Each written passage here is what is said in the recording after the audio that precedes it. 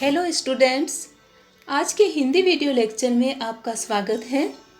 आज का पाठ है काव्यांश की सप्रसंग व्याख्या कैसे करें या संदर्भ किसे कहते हैं, प्रसंग कैसे लिखा जाता है, काव्य सौंदर्य क्या होता है।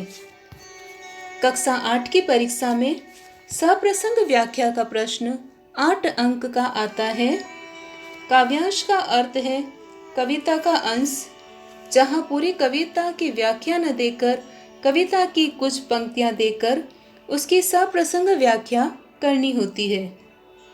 काव्यांश की सप्रसंग व्याख्या में सबसे पहले हम लिखते हैं संदर्भ।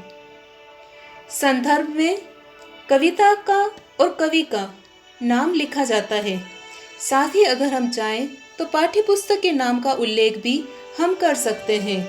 फिर है प्रसंग, जिसके विषय में या जिसके बारे में कवि कविता अंश में कुछ बताने जा रहा है, वह प्रसंग में लिखा जाता है। फिर है व्याख्या, पंक्तियों के अर्थ को विस्तार से समझाकर इसमें उनका भाव लिखा जाता है। अब है विशेष। विशेष को हम काव्य सौंदर्य भी कहते हैं।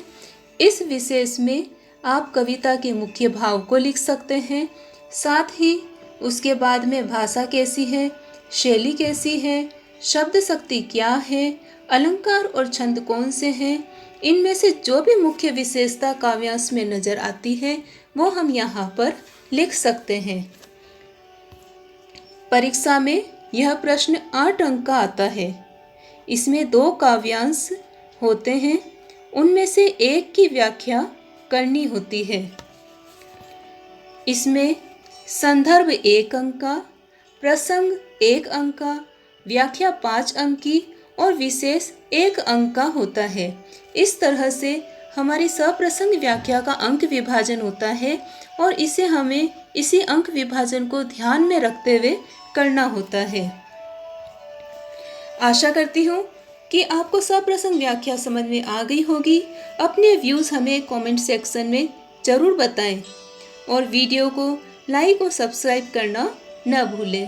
धन्यवाद।